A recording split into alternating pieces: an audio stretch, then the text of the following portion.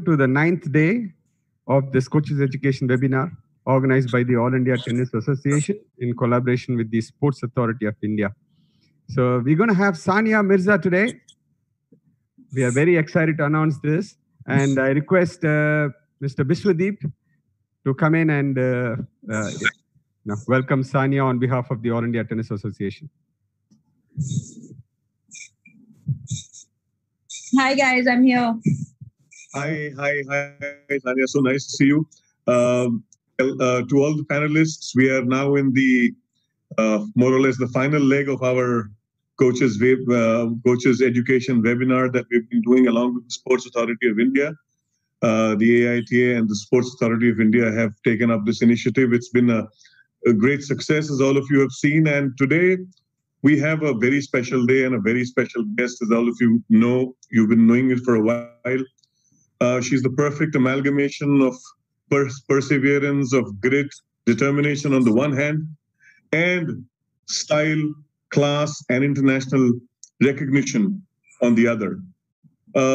Coming out of a long break that she had, she has come back with a bang, and she's done a fantastic job for us by making India so proud, by being, making it for the first time that we entered the World Group qualifying in Fed Cup.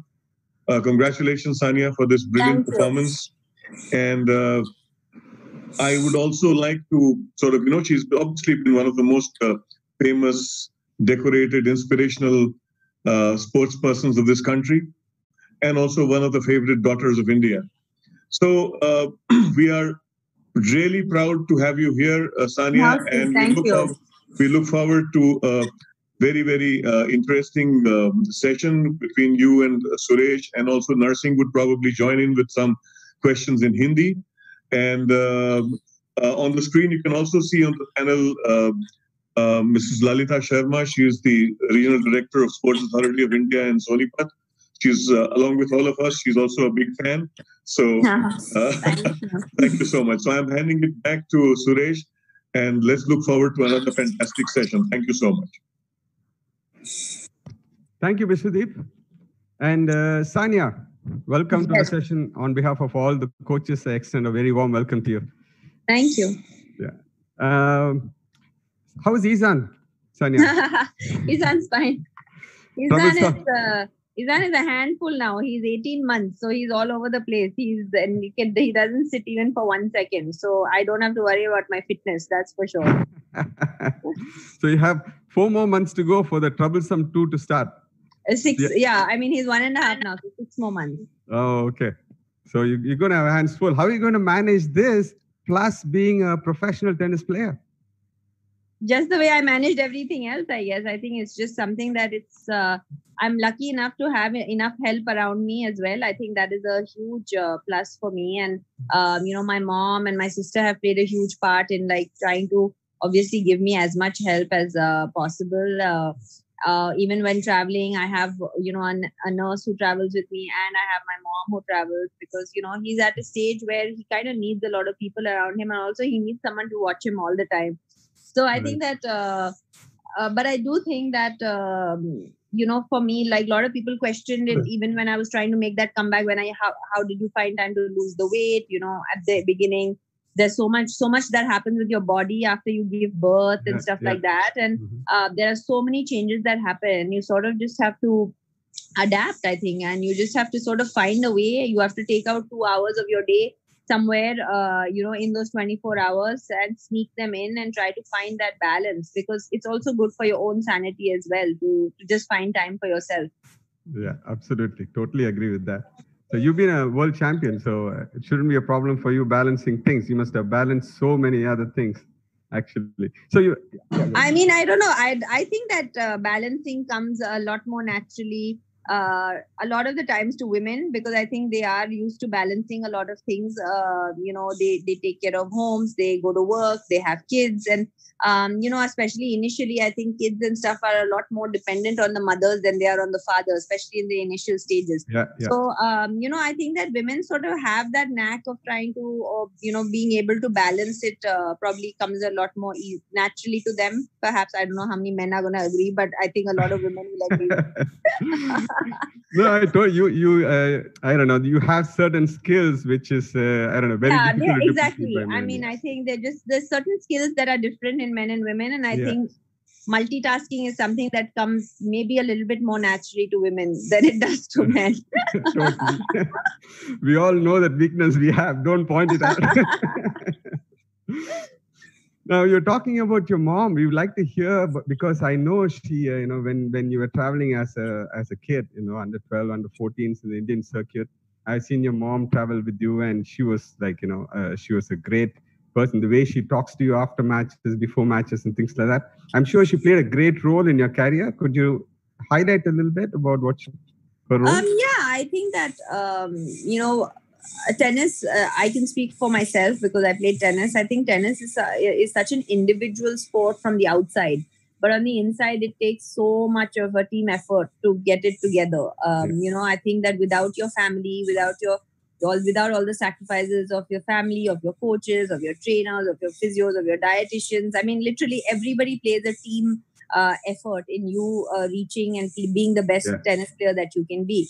And my mom was actually the first person who actually put me in tennis when I was 6 years old. She was the one who gave me that initial push. So, even today, so many years later, she's still as passionate as she was when I was like 12 years old and going and, I can imagine that. Yeah, she's amazing. And I think that I get that go-getter sort of gritty-ness from her, because I think she's someone that has always been very determined, and I think that I get that part of my personality comes a lot from her. And she's both of my parents, but I think initially it was mom who traveled more, but also because I was younger, I think I needed her a little bit more as well.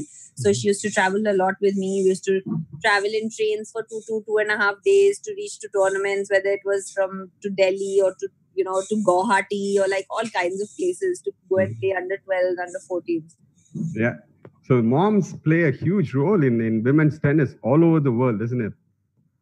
I think that moms play a huge role in every sport. I think that, I think that parents are someone that they need to have that determination that they are going to give you that initial push. After that, it does depend on the individual themselves. But I think that initial push or the spotting of the talent is done all by the parents initially. And then, in tandem with the coaches is when the parents and the coaches together can sort of mold a tennis player or whatever. I don't know about other sports, but I'm pretty sure it's close to that, because I know so many great athletes, and they've always said that their parents have played a humongous part in them being where they are. Yeah, totally. Now, talking about that, is it an advantage to have to be born in a family which is already involved in sport, is exposed to sport to a high level?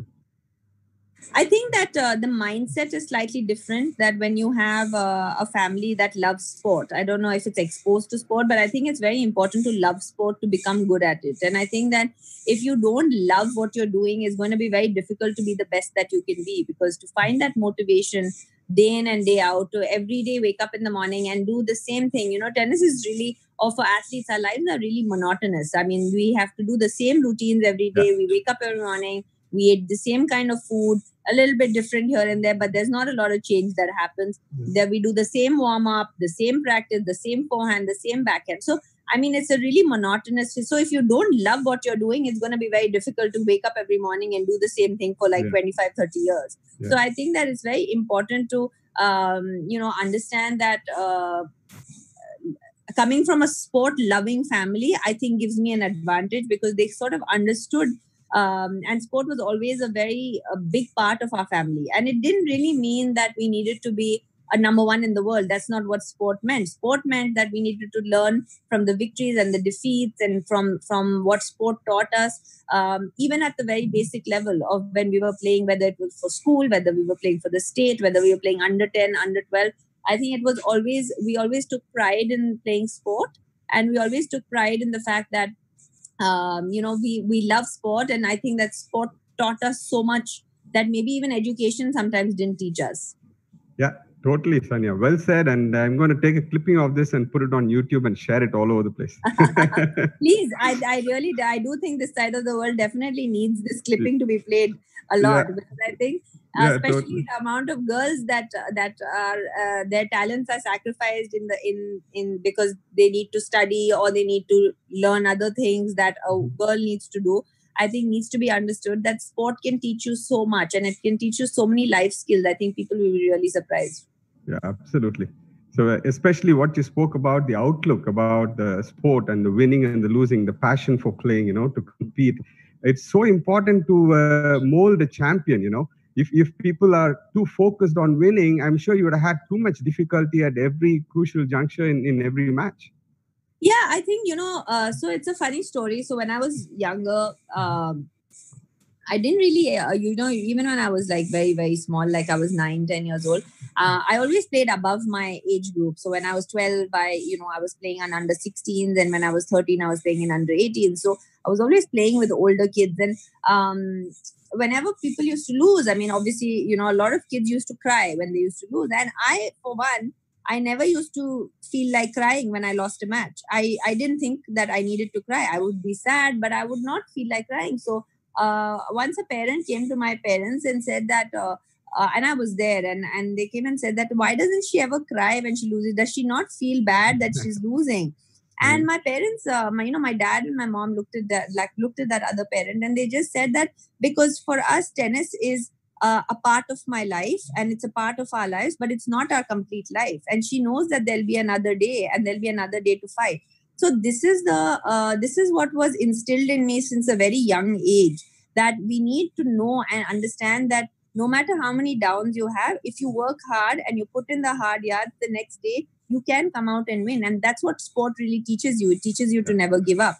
So I think that I didn't cry, not because I didn't feel bad. I didn't cry only because I knew that if I try harder and I play better and I have faith in my own talent, the next day, the next week, I can come back and I can win that same match. Yeah, totally agree, Sania. So if you play even a Grand Slam, at the end of the tournament, only one winner remains, and everybody. Yeah, I mean, in tennis, it's not like a lot of sports. In tennis, there is only one winner. Rest, everybody is a loser at some point in the week. So, I mean, I think that tennis being a knockout game, it's something that is so difficult for even my husband when we got married, for him to understand. That he was like, he just didn't understand the concept of that. If you lose in the first round, that's it. Like, you're done for the week. He didn't understand that. Because for them, everything was like, no matter how bad or good they're playing, they have a set schedule, and they have to play that schedule no matter what happens. So I think that that's why I always tell everybody is a loser in tennis except one person a week. But the good part is you have 35 weeks to prove yourself. So you can come back next week and be the winner as well. So yeah. And if you win 2 or 3 tournaments in a year, big ones, that's good enough. Even if you lose. I mean, there are people that win one tournament a year and it's a successful year, Yeah, so I think that's because in tennis or even in badminton for that matter, you have to win 5 or 6 matches in a row to sort of win the tournament, In a lot of other sports, you don't have to do that. You can win 1 match or 2 matches, and you can get through a tournament but in tennis, you have to completely win the entire week. You need to be playing well and you need to even win when you're not playing well to be able to win that tournament. Yeah.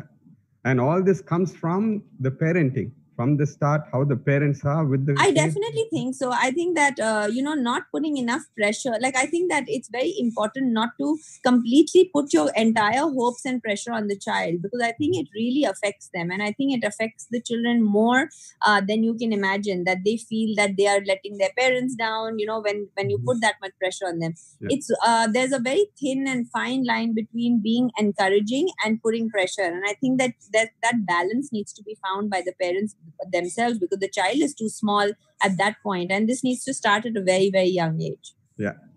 And talking about this, you're also talking about girls in general, and what we see, there's a phenomena all over the world. When I attended the World Coaches Workshop, they're also talking about this, that girls in general, they compete till they are 16, 15, 16, 17, and then they quit. All of a sudden, they just quit.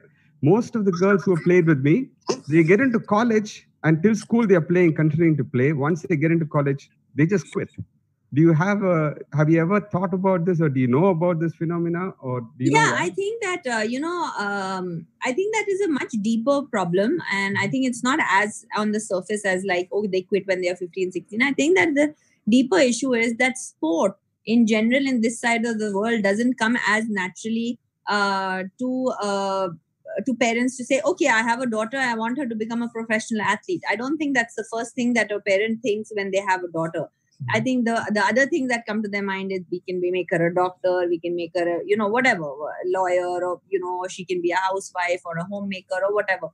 But I think things have changed over the last 25, 30 years since I started playing, but we still have some ways to go, because I think that girls, there are certain norms that have been outlined for the girls, that this is what they should do and this is what they shouldn't do. And sport is definitely not one of the things that they should do in general, because I think that I after having achieved everything, and after being who I am and everything, still I had questions of when I was going to have a child, because as if until I had a child, my life was not complete. So I think those are certain very deeper issues that happen, that are there culturally embedded in us, that I think that it's going to take a few generations to get rid of those cultural issues.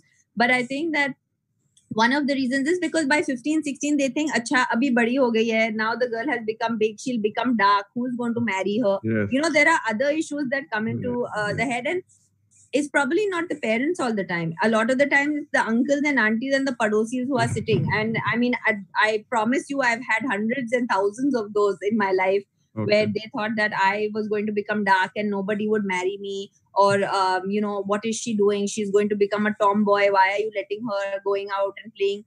And at that time, there were not many girls who used to play. And they were like, she's going out and playing with all these boys in shorts. And, so those are the things that I think are a cultural issue. And I think that by 15, 16, the parents are like, okay, maybe she should just go and study and take a sort of different route. Okay.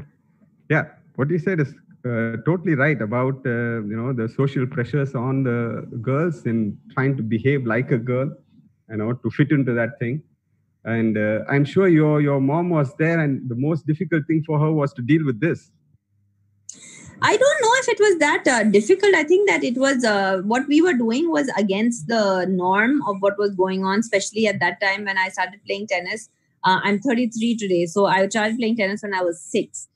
It was a very, very long time ago. And at that time, I mean, a girl picking up a tennis racket and dreaming to play Wimbledon one day was unheard of. Actually, it was laughed at. So I think that my parents, I was very lucky to be born to parents who did not understand or did not care about what other people say. There's the saying of "Log kya kahenge" has killed more dreams than anybody else, right? So I think that is something that my parents really didn't care about. I think they just cared about the fact that we had a dream and we were trying to achieve it, and no matter whether we achieved it or not, where we would get, we were taking pride in every step that we were making. So I think my parents came from a pretty broad-minded, generation, so to say. Yeah, which is not so common, actually. Yeah, it wasn't that common at that point. It's true. Yeah. But things are getting better as I see that, more and more girls are taking up sport and the parents are becoming more open-minded. Like you said, in a couple of generations, things are going to change, hopefully. Yeah, I think that I take huge pride in the fact that outside of maybe a few cricketers, our biggest athletes of the country are women sports people, right? I mean, whether it's, I think that whether you switch the TV on or you see on billboards or in magazines, you see a lot of women, you see a few cricketers, but outside of that, the biggest superstars of the sport world today are women athletes. And that is a huge, huge step. Because I know that how difficult it is to be a woman and to try and pursue a sport and try to become a champion at it. And I think that this is a signal that things have changed for the better. But I do think that it still needs to go a few ways, before we reach that point where when a girl picks up a boxing glove or a tennis racket or a badminton racket or says, I want to become a wrestler, it's not something that is out of the ordinary. It should become a very natural progression. Yeah. So, Suresh, I'm going to interject at this point. This is exactly the point where I think I should mention to all the people who are attending, mention it again. I've already said it once. All of you need to be extremely proud of the fact that Sania has been nominated by the International Tennis Federation for the Fed Cup Heart Award. And this is an amazing award. This is an award which actually recognizes the huge, the tremendous effort, the tremendous commitment that any sports person or a tennis player has towards the Fed Cup cause. And she's the first person ever from India to have been nominated for that. The voting for this thing is going on, and we thought this would be an excellent opportunity to once again reach out to all the people who are attending and to tell them to spread this word far and wide, so that the voting, which continues for the next few days, all of you can join in, and all your friends and relatives can join in and vote, and as many as possible should vote, so that our own superstar comes out with a thumping victory. And we wish you all the best. And I would be very happy if Sania can also just mention this this award and what it means to her. Thank you. Thank you. Yeah, for me, Fed Cup was. I represented my country the first time at a team event when I was about 12 years old, which was for the under 14 Fed Cup. And then after that, in 2003, so we're talking about 17 years ago, was the first time that I played the Fed Cup, the Fed Cup for the women. And it's been 17 long years of me, and it's been an absolute pleasure and pride. And every time that I've been able to represent India at the Fed Cup and we've come a long way. Like you said, this is the first time that we were able to qualify for the World Group, and I was so happy that after all these years, I was able to be a part of that as well, in making history. And I think that's a huge step for women's tennis, because I don't think people are even imagined that women's tennis would be in this position where it is today, because we were literally struggling, to find players till a few years ago. So I think that being nominated for this award means a lot for me, because Fed Cup means a lot for me, and playing for the country means so much for me. So, I would obviously like to appeal to everyone to go and vote. Hopefully we can win. The voting is open till the 8th. I think we're on the 6th today. So it's open till day after tomorrow. So hopefully, we can bring it home, really, because I think that it's a huge, not just for me, but I think also for India to have this award would be pretty amazing, because we've never, ever been nominated for any such award. So go for it, guys. All the best, Sania, and I'm sure we'll win this. Yeah. Thank you. With the 1.2 billion people, it shouldn't be a trouble winning this. Well, let's hope so. I'm going to take your word for it. Yeah. Okay, Sania, we have some specific questions for you. The topic for the day is mental training by Coach Hemant Bendre later today. So when you were competing in the futures, you were still a junior, and you won. Yeah, I was very young. Yeah, I was 13. No. I'm talking about the futures. You were. Yeah, I was 13 when I started playing. You started. You went into the futures that early? Yeah, I was 13. But now it is not allowed. Only but you can. You were allowed to play 5 tournaments. Like, you had very limited tournaments you could play. So I was. I'm 33. This was 20 years ago. It was a long time ago. Okay. And so after you won, I think a few titles in the futures, you were given a wild card into the WTA tournament. And, 2003. Yeah. And then you won it in 2004. In 2005, I won it. 2005. And then after you won it, you just jumped the level. Normally you go through the futures, then you play the 50K, the 100K, and then you're going up. You jumped into the WTA Tour events, and then you just stayed there.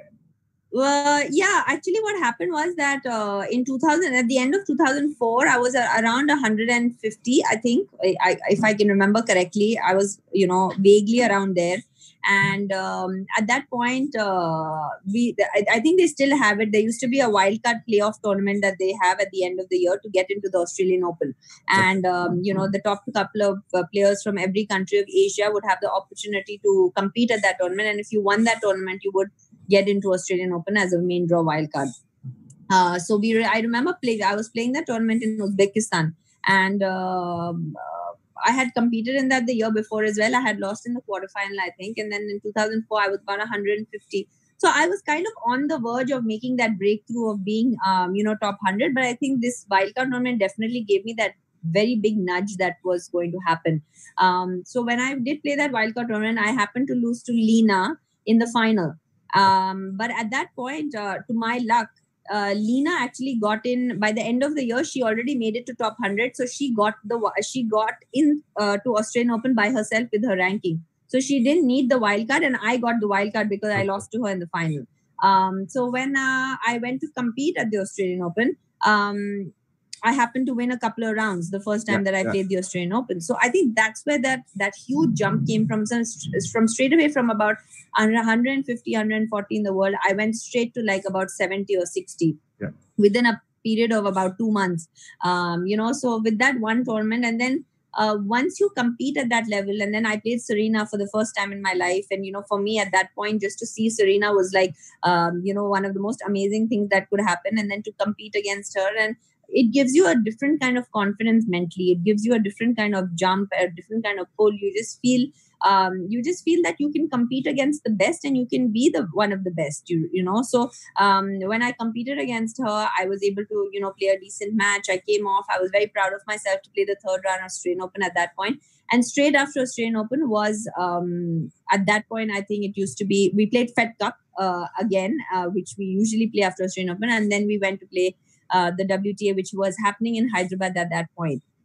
I was, I think, the first one out of the main draw, and luckily, obviously, it was my hometown. So at that point, I got the wild card, and I ended up winning the tournament. But I remember going into the tournament, I didn't feel that I was, one of the last ones to get in. I felt that I belonged there, and I think that is a huge part that comes into play when you have to believe that you belong. That you belong in the best. You have to believe that, because if you don't believe that, it's going to be very, very difficult for you to ever be able to compete against the best and be the best. We have Supan Basra. He's asking you if you have some tips for the coaches to work with adolescent girls, because there are some complications when you're working with adolescent girls, and you have worked with coaches during that age. Would you have any tips for the coaches? I think in general, when you work with girls, there are little complications because girls are a little bit more moodier than boys are, I think. So my dad always tells me that, to work with a woman tennis player is a lot more trickier. It's a lot more mental, because I do think that, there are a lot of issues that girls go through, especially when they are adolescent. I mean, when they are like 13, 14, 15, they're just discovering who they are. There's so much happening, with internally in your body and externally in your body. There are so many changes that are happening. You are trying to play tennis, and you're trying to be the best tennis player that you can be. Then you come back home and you go to a birthday party, and you see your friends who are completely dressed up, who are much fairer than you, who are, who are sitting at home, who have time, all the time in the world to look after themselves, and they just study, but you're playing tennis, you're studying, your priorities are very different. So there are a lot of mental things that you struggle with. So I think my only advice to coaches is to be a little bit more sensitive towards the adolescent girls, because I do think that also there are so many hormonal changes happening as well. You have to understand, for women, hormonal changes are something that happens throughout their life. And, I can tell you that after I've given birth, I can tell you the kind of ups and downs that you emotionally go through after you give birth. Hormonally as well. So I think that is something that you need to be taken into account, and be a little bit more sensitive towards sort of their needs and the way that they are, because I think that a lot of the times it's just they're trying to discover who they are as well. And I think that while trying to be the best tennis player they can be, it's a pretty tough job to do. Okay. So these hormonal changes also affects you when you actually play? 100%. Okay. 100% they affect you. I think there are some women on this panel, they'll be able to tell you as well, but 100% they affect you. They affect you not just physically, but they also affect you emotionally. Sometimes you burst out crying and you actually don't know why you're crying, and sometimes it's just a hormonal fluctuation that happens. And I was lucky enough, for example, as recent as after I had Izhan, I was lucky enough to I didn't have postpartum depression, which is a term that I didn't even know before I got pregnant. Okay. Believe me. So I don't blame you if you don't know the term as a man. As a woman, I didn't know the term until I actually got pregnant. And I was lucky because I didn't have that. But my best friend's wife had postpartum depression. It took her a year and a half to come out of that postpartum depression, because right after you have a baby, your hormone levels are so fluctuated that she didn't want to touch her baby, for example. There are things like that happen to you. So it's not just something that is a outwardly and physical change that happens. It's also an emotional change. And I think a lot happens when you're an adolescent as well, because also there's so much more going on. I mean, imagine like when you're 15, 16 years old, the only thing you can think about is probably, and your other friends are talking about which boy you have a crush on, or which coffee shop you're going to bunk your last period of school and go to. But over here, you're trying to win a tennis match. When I was 16, I was playing Fed Cup already. And when I was 16, I was already, competing in the women's. I was already playing, like I said, I started when I was 13, 14 years old. So at 16, I was already playing 25,000s, 50,000s. So it's a very different mindset that goes into a tennis play. And when you're an adolescent, I think it takes a little bit of more sensitivity towards them. Okay. So would you say the best way to deal with this is to understand that there is no logic in it? It is something that is happening within you, and not react or do anything and know that it's going to pass off?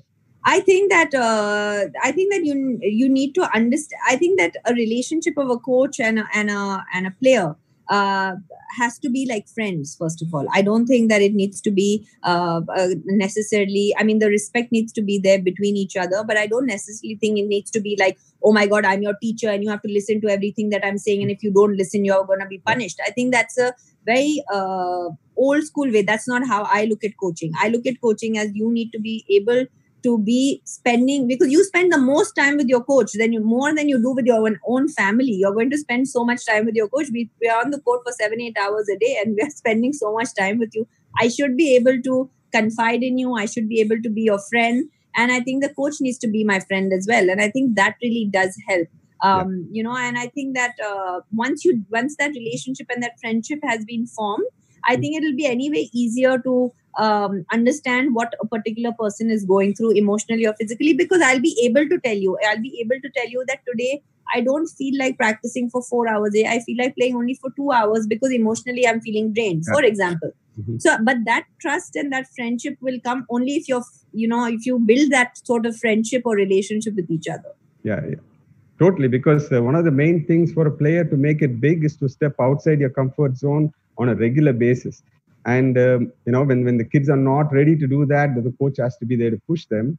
And unless they understand the student really well, and if they push in the wrong time, like you said, it is not going to, it's going to actually deter, and it's actually going to be determined to what they are trying to do. Because I think that if you're trying to push someone to do something, and to work hard or do something on the court, and they are just not willing to listen because they are probably going through some other turmoil in their lives, which you have no idea what's going on. So I think that it's very important to have that trust relationship between each other.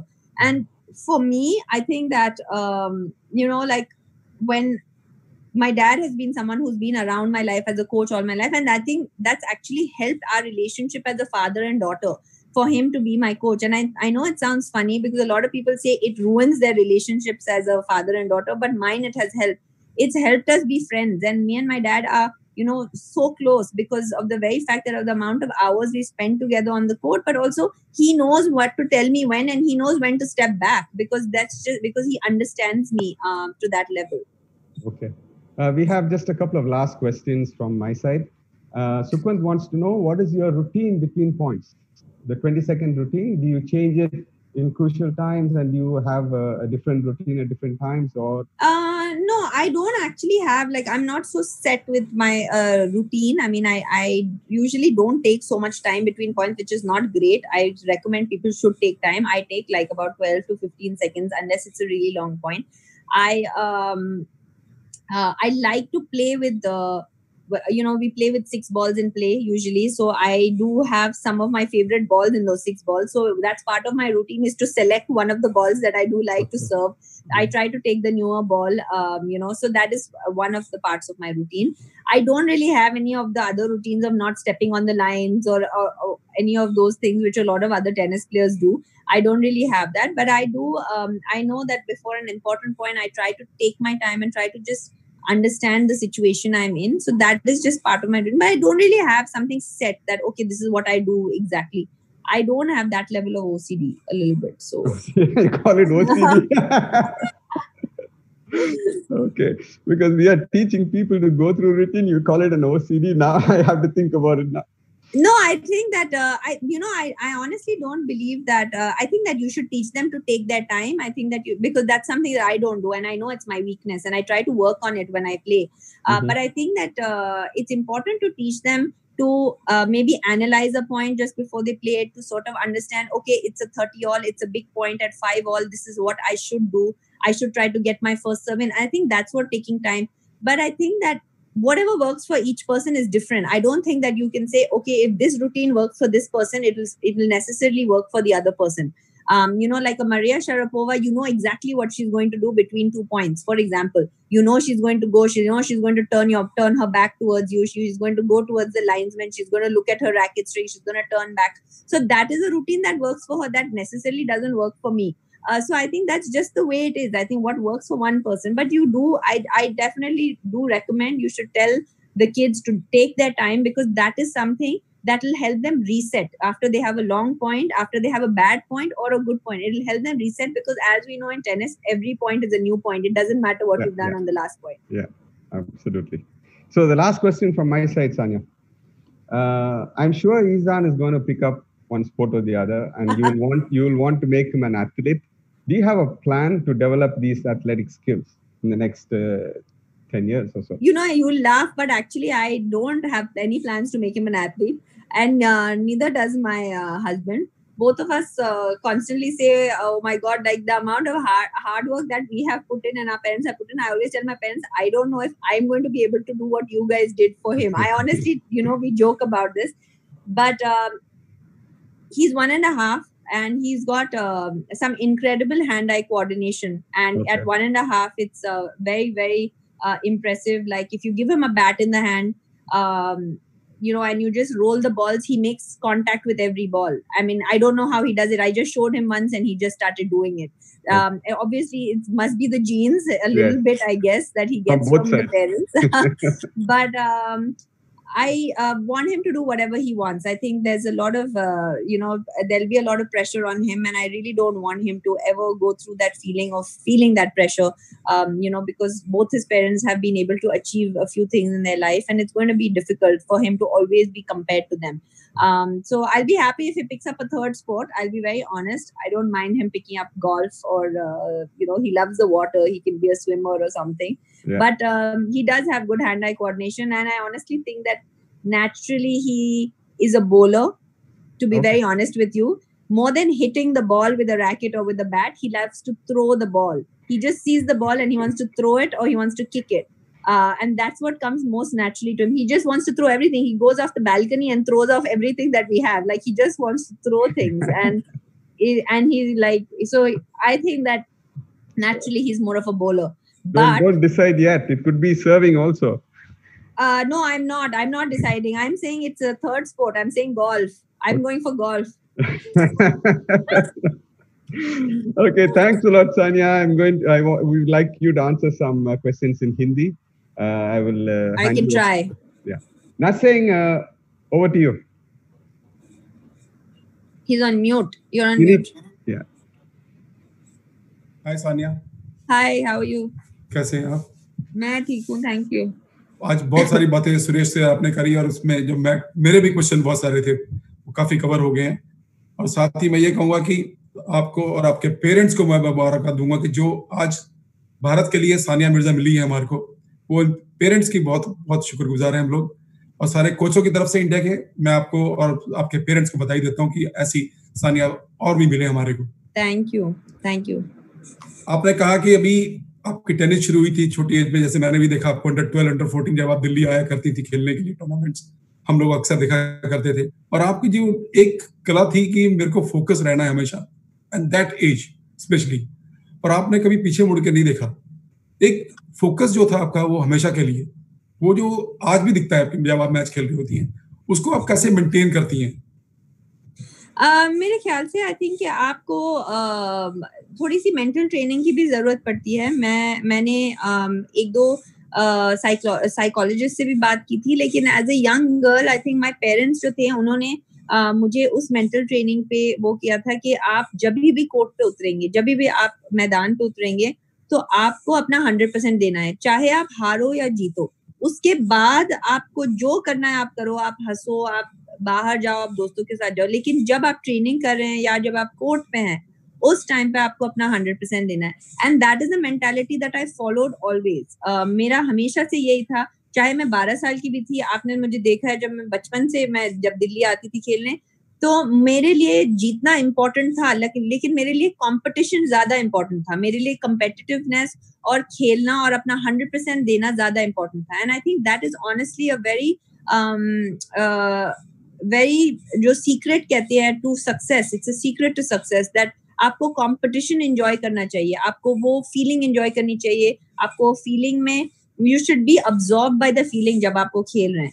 And I think that's the kind of mentality that I follow. Even आज जब मैं court पे उतरती हूँ, I don't think about anything. For me, मैं हमेशा कहती हूँ if I'm upset, if I'm happy, whatever it is, अगर मैं टेनिस कोर्ट पे जाती हूँ, मैं सब भूल जाती हूँ। मैं सिर्फ मुझे टेनिस बॉल दिखाई देता है और वो नेट दिखाई देता है और सामने का प्लेयर दिखाई देता है। And that is something that I think came to me through my parents. सही कहा आपने, क्योंकि जब आप खेला करती थी जूनियर टूर्नामेंट्स में, खासकर योर फादर इमरान भाई या आपकी मदर बैठ के बड़ी क्लोजली मैच देखती थी, और उसके बाद शायद आपसे डिस्कस भी करती होंगी इस बारे में कि आज तुमने कैसे खेला, कैसा नहीं खेला, क्योंकि उस टाइम कोचों का इतना नहीं था कि आपके संग ट्रेवलिंग करे, पेरेंट्स ही ट्रेवल करते थे उस टाइम पर, लेकिन आज तो कोच और सपोर्टिंग स्टाफ भी और आपका हर प्रकार का फिजियो आप लेके चलती हैं। तो उस टाइम पर आपको जब समझाते थे पेरेंट्स आपके, वो किस बारे में ज्यादा बात करते थे? बस यही कहते थे कि क्या सही किया था या क्या गलत किया था। उस टाइम पे मैं हमेशा से मेरा गेम बहुत अग्रेसिव था, फॉर एग्जांपल। तो उस टाइम पे मैं कई ऐसे मैचेस हार जाती थी, जब मैं 10 या 11 साल की थी, मैं कई ऐसे मैचेस हार जाती थी क्योंकि I used to hit the ball very hard. लेकिन my parents knew that in the long run that is something जो मुझे मैचेस जिताएगा और मुझे चैंपियन बनाएगा। हम लोग प्लेयर से खेलते थे जो बॉल को लॉब करते थे या बिल्कुल ही स्लो मार के वो जीत जाते थे टूर्नामेंट्स उस टाइम पे। लेकिन we knew and my parents at that point knew कि that was not the way to go, and even if I made more mistakes than the other people and I lost some matches, वो care नहीं करते थे। वो मुझे यही कहते थे कि अग्रेसिव रहना है, तुम्हें ये करना है, तुम्हें you have to move your feet। मतलब we used to discuss more basics। हम ये नहीं करते थे कि अगर तुम मैच हार गई तो तुमने वो बॉल अंदर क्यों नहीं रखा, कभी ऐसी बात नहीं होती थी, क्योंकि we always thought of the long run। we were not thinking कि इस मैच में अगर आप 12 साल के मैच में अंडर 12 का मैच हार गए तो आपका क्या होगा। हम ये सोचते थे कि इस मैच से आप सीख के आप जब 18 साल के होंगे तो वो कैसे होगा। When you're going to be 18, are you is this the mentality that's going to help you win a match or win a big match or play the grand slams? तो I think कि इसी वजह से I continue to stay aggressive all my life in my tennis। मैं हमेशा से aggressive खेलती थी और that was my biggest strength in the end। अभी जैसे आपने कहा था कि 13 साल की उम्र में ITF का टूर्नामेंट खेलना शुरू कर दिया था आपने, मुझे याद है आपके वो मैच मैंने भी देखे शुरू किए आपके मैच, और हमें भी याद है कि आप कैसे खेली थी और किस प्रकार से खेल रही थी। लेकिन मैं चाहूंगा कि आप ये चीज जरूर शेयर करें आज कि जब आपने ये शुरू किया था अंडर 14 के जब टूर्नामेंट्स में ITF के टूर्नामेंट में पार्ट गए और उसमें फिर सीधा विमेंस के टूर्नामेंट में खेलने लगी, तो उस दौरान आपने जो ट्रेनिंग करी है वो आपके दिमाग में क्या था कि विमेन की टेनिस खेलने के लिए या जूनियर टूर्नामेंट जीत रही है? नहीं, हमेशा से यही होता था कि आगे जाके what is going to make me the best player that I can be। ऐसे नहीं होता था कि इस मैच में या इस वीक में हमें ये करना है, इस वीक में हम इससे खेल रहे हैं। I mean of course दुख होता था अगर आप मैच हारते थे, लेकिन ऐसा नहीं था कि आपकी जिंदगी बंद नहीं हो जाती थी मेरी, इसीलिए शायद मैं वो जो कह रही थी शुरू में कि मैं रोती नहीं थी, it was because of that, because I always understood there is a bigger picture in mind. The bigger picture was always to play grand slams, the bigger picture was always to win grand slams. The bigger picture was not to win an under 14 tournament or an under 18 tournament. वो bigger picture नहीं होता था. So we used to work towards becoming better over time to get to be the best player that we can be when we were 17, 18 years old. सही कहा आपने कि ये question मैंने इसलिए किया था कि क्योंकि आज की तारीख में बहुत सारे पेरेंट्स ऐसे हैं जो अंडर 14 में शुरू करते हैं और उनको सोचते हैं कि जल्द से जल्द विमेन टूर्नामेंट खिलाएं, लेकिन ग्रोथ आपको याद होगा कि आपकी ग्रोथ ग्रेजुअल होती है. ग्रोथ जो होती है ग्रेजुअल होती है. आपको ग्रेजुअली हर चीज स्टार्ट करना पड़ता है. आप जब 13-14 के होते हैं, मतलब सबका टैलेंट अलग होता है, सबका everybody has different sort of क्या उसको कहते हैं, I mean everybody has different sort of mindset, और सबके set of skills भी अलग होते हैं. सबके skills एक तरह नहीं होते. तो अगर if it worked for me that at 18 I made my breakthrough into the women's and I became 31 in the world, it's not necessary कि किसी और के लिए भी वो होगा. ऐसे हो सकता है किसी और के लिए वो 16 में कर जाए, या हो सकता है वो कोई और 24 में कर जाए. So it's a different set of skills and a different set of talent and different set of hard work for everybody. So you just have to find कि आपका वो next step आप कब ले सकते हैं. For example, you know, अब आज मुझे लोग हमेशा पूछते हैं कि आजकल लड़कियां जो इंडिया से खेलती हैं, for example, they haven't made that next jump yet. For example, I made it when I was 18 and there are girls, they have come close. Like Ankita Raina is someone who's been very close. She's been 130, 120. She's come very, very close, but she hasn't been able to crack that top 100. So that is something it could be different for her. Maybe she'll crack it next year. Maybe she'll crack it in the next 6 months. वो सबके लिए अलग-अलग parameters होते हैं. ये जरूरी नहीं होता कि it has to be the same. अगर मेरे लिए ये work कर गया तो आपके लिए भी वो work करेगा. You have to find what's best for you. ये क्वेश्चन के बाद मैं उसी से तो आगे थोड़ा बढ़ता हुआ कि आपने याद होगा कि जब 2001, 2, 3, 4 में जो टेनिस खेली थी आपने, उस प्रकार की टेनिस खेली थी कि वहां से आपकी अचीवमेंट दिखने लगी थी कि आप इंटरनेशनल टेनिस में डेफिनेटली कुछ करने जाएगी, क्योंकि आपके साथी प्लेयर जितने थे वो सब वहीं पर रह गए थे और आपने इतना बड़ा जंप किया था 2 साल के अंदर, 3 साल के अंदर में, कि वो आपके कहीं क्लोज भी नहीं थे. उस टाइप की ट्रेनिंग आपके थोड़ी सी बात करें कि आपने वो जो जंप था 15, 16, 17 वाला, जो आप वहां से निकली हैं और फिर इंटरनेशनल में बहुत हद तक ऊपर चली गई हैं, वो थोड़ा बयान करें तो शायद लोगों को बड़ा फायदा मिलेगा उससे. मैं पहले तो मैं I was coached only in India since I was 6 years old.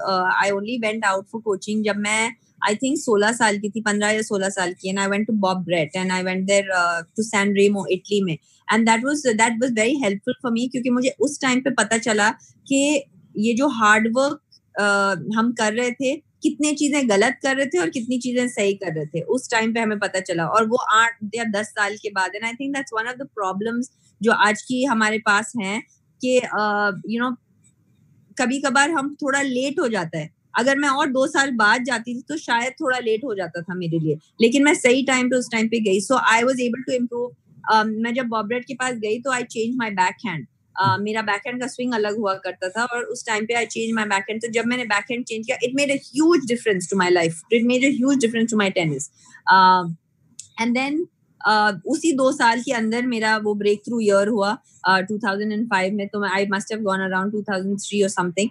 तो उसी 2 साल के बाद I think belief is the most important thing. आपको बिलीव करना चाहिए दैट यू बिलोंग देयर. अगर आप बिलीव नहीं करेंगे, आप ये आपके खुद में और आपके खुद के टैलेंट में और हार्ड वर्क में आपको फेथ होना चाहिए. I think these are the 2 very important points as coaches as well, जो आप लोग अपने प्लेयर्स में दे सकते हैं. उनको बिलीव करवाएं और उनको फेथ दिलवाएं that they belong with the best. And I think that's what my parents did with me at that point. And that's how when I went to play an Australian Open, when I won the first round, to be very honest, मैं surprised नहीं थी. मैं खुश बहुत थी, लेकिन मैं surprised नहीं थी.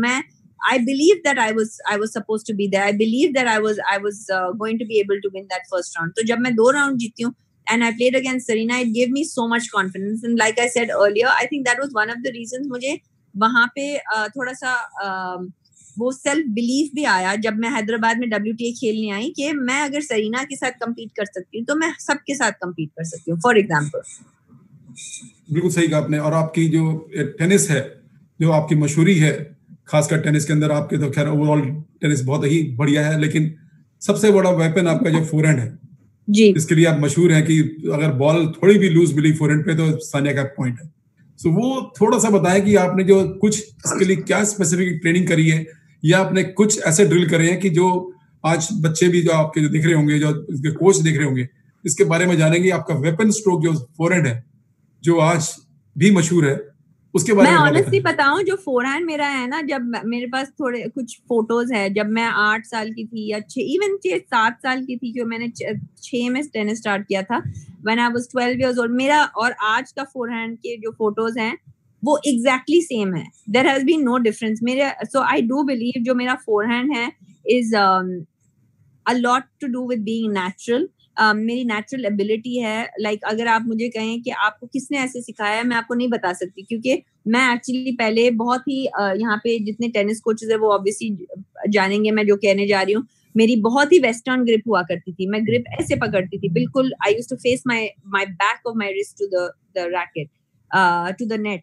और फिर उसके बाद धीरे धीरे व्हेन आई वाज लाइक 11 और 12 they started changing my grip a little bit, तो थोड़ी सी I came back here, but after a certain point I stop to change it. मैंने कहा अब मैं इसके बाद नहीं करूंगी चेंज। दे ट्राइड, मतलब हर कोच ने ट्राई कर लिया। दे सेड नहीं तुम्हें रिस्ट प्रॉब्लम होंगे। मैंने कहा मुझे फोरहैंड ही खेलने नहीं आएगा अगर मैं ऐसे नहीं पकड़ूंगी racket. That was natural, that was just a natural thing जो मेरे माइंड में आया। I played with it. मेरी थोड़ी सी नेचुरल एबिलिटी भी है, एंड आई गेस वो आप उसको वो कह लें, स्ट्रेंथ कह लें। I am very hyper mobile, मेरे जॉइंट्स बहुत हाइपर मोबाइल है, तो I am able to change direction with my forehand with the wrist in the last moment. So I think that really helps with my forehand, जो मेरी strength है, because I feel के लोग forehand को read नहीं कर पाते, because I am able to usually आप फोरहैंड का डायरेक्शन शोल्डर से चेंज कर सकते हैं। समटाइम्स आप अपने लेफ्ट शोल्डर को पॉइंट करके लोग कह सकते हैं कि आप किधर मारने वाले हैं, but I can be in any position and I can change the direction of the ball, because मेरी रिस्ट जो है वो बहुत ही हाइपर मोबाइल है। Like I am very lax jointed, तो that is something that is natural. अभी उस पे तो मैंने कुछ वर्क नहीं किया, वो अब खुदा ने दिया है मुझे, तो that is something that just comes to me. तो but I did work on my timing. I worked. I tried to take the ball as early as possible, and I think that आप जब early ball contact करते हैं तभी आपको सबसे ज्यादा power आता है। अगर आप थोड़ा सा भी पीछे अगर लें तो आपका 10 माइल power कम हो जाएगा। So that is some things that with my forehand that I consciously thought of, but a lot of it is natural, to be very honest. सही कहा आपने। मैं समझता हूँ कि आपने एक आखिरी क्वेश्चन मेरा जरूर रहेगा, क्योंकि ये क्वेश्चन बहुत जरूरी है सबको जानने के लिए कि आपको जब इंजरी हुई थी रिस्ट की, वो थोड़ी सी हुई जरूरी थी, लेकिन आपने उसको, क्योंकि इंजरी होना बहुत जरूरी है टेनिस के अंदर या स्पोर्ट्स के अंदर, वो होती ही रहती है, तो उस समय आपने बड़ा प्रिकॉशन लिए थे। मुझे याद है, मेरे को, मैं सुनता रहता था आपके बारे में कि आपने इतने दिन वेट करी है, इतने दिन आगे बढ़ने के लिए कोशिश करी है, या फिर रुक करके आपने रिहैब के लिए भी गई थी। तो वो क्या चीज समय था, वो आपने कैसे उसको ठीक करा था? एक्चुअली मेरी रिस्ट की सर्जरी हुई थी, और मेरी जो और actually one of the reasons क्योंकि मेरी ये सर्जरी हुई है क्योंकि मैं इतनी हाइपर मोबाइल हूँ मेरे जॉइंट्स में, तो जो चीज मुझे स्ट्रेंथ भी है मेरी, वो वीकनेस भी है, इसी वजह से मेरी रिस्ट इंजर भी हुई थी। तो मेरी जब रिस्ट की सर्जरी हुई थी, मुझे लगा था कि शायद मेरा टेनिस करियर खत्म हो गया था। ये मैं 2009-2010 की बात कर रही हूँ, एंड एट दैट पॉइंट बहुत टाइम लगा था मेरी रिस्ट को वापस आने के लिए, because 2008 से ये start हो गया था, and in Olympics I had a really bad wrist when I was playing, and it was awful. मतलब I could not play. It was the worst thing that could have happened. मैं अपने खुद के बाल नहीं बना सकती थी with the wrist. इतनी मेरी बुरी wrist हो गई थी. But in 2010 I took 6 months off. I did rehab. I called a physio from Australia. 6 महीने के बाद I thought कि मेरा टेनिस करियर शायद खत्म हो गया था, and then I started playing again. And at the end of the year I happened to win a few medals at the Commonwealth Games जो दिल्ली में हुआ था उस साल 2010 में. तो उस टाइम पे mentally भी बहुत मुश्किल था और physically भी बहुत मुश्किल था, because I was being forced to stop playing and stop doing what I love doing. And who knew in 2020 I would still be playing tennis. I would have not even dreamt of it in 2010. So we definitely want to see you again at 20 years to play tennis area. कम से कम आप हमारे लिए तो बहुत हो जाएगी। मैं इसके साथ ही अपने दोस्त सुरेश को कहता हूँ कि आगे का जो कार्यक्रम है चालू रखें। All the best, Sania, from all the coaches fraternity from India. Thank you very much. Thanks a lot, Nasri. Thank you, Sania, for being here with us and speaking so much, openly, and you're not holding back any information. And Thank it's you. amazing listening to you. And also, all the best to you for winning the Heart Award. Okay, let's hope so. We are all there behind you. Thanks, guys. It was a lot of fun. Thank you. Thank you, Sania. Bye. Bye. So, Himanshu, can you bring Hemant Bendre from the panelists, from the attendees to the panelists, please? Hi, everyone. We have Hemant Bendre. He's going to be presenting on the mental training on court for coaches. And Hemant Bendre was the director for coaching till last year in India. And he's an elite coach certified by the International Tennis Federation. And he's the coach for Ankita Raina and several other players like Arjun Khade and so many other top players. And he's done tremendous work in terms of producing players in the last several years. And he's continuing to do that. And we wish him all the best to bringing more and more players from India. And do we have Hemant here? Hi, Hemant. You have to unmute yourself, Hemant. Is it okay? Yes, sir. Yeah. Nice to see you. Looking sharp. As always. It's all you, Hemant. Yeah. So first of all, great work, Suresh, and both you have been. I've been watching all your presentation, the way you're coordinating the thing. It's fantastic, and I think coaches are helped. Who definitely would be helped by this. Can you hear me, Suresh? No, you unmute yourself. Okay. No. Yeah, I can see you. I can hear you very well. Okay. Basically, yesterday, I think most of us saw Miguel speaking, and it was fantastic that coaches in India have more numbers have registered for the ITF Academy, and they are basically it shows that coaches want to learn, and coaches are utilizing this time, which is tough time for everybody, to learn and to improve their skills and to be better coaches once everything starts. And I hope it will start soon. So it's great. First of all, I would like to thank Sports Authority of India and AITA to giving me this opportunity to interact. I would like to thank AITA Coaches Education Department, especially Bharat Oza, who is the chairman, Suresh, who is the director of Coaches Education, and Narsingh, who is the administrator. And they are doing a great job. And we have seen many tutors, AITA tutors, who have been involved in this and are trying to help coaches in different ways so that coaches learn. I think too many topics have been covered. Communication skills, which is the most important part. I think Balu covered it. And today we are going to talk about mental skills. I think most of the coaches in India think mental part should be, trained by a mental expert, and it is not our job. And most of the coaches should, I think, at least have some basic knowledge of mental training, mental skill training, which would at a point create players who then become a professional men's and women's tennis players. And that training should start at pretty earlier age. I think we wait too long to train the mental skills part. I think once the player is good, then we start training him mentally, or then they go to mental trainers or mental experts, and then they start working on it. I think it's the job of a coach from an early age, he can integrate his training so that he develops the mental skills required, which are going to be required at a later stage of the player's life. So that is one thing. Second thing, which I always felt in India, and I think Sania, if somebody has the coaches who have already seen her talk, something which coaches are, I think, too hell-bent is too much work on technique. Most of the coaches, their whole coaching is based on consistency, the philosophy of consistency, where mistakes are not allowed, but you are continuously repeating the same stroke, and you are trying to work towards consistency. But as all of us know now, that consistency, yes, definitely it is required. But today the tennis has gone to power.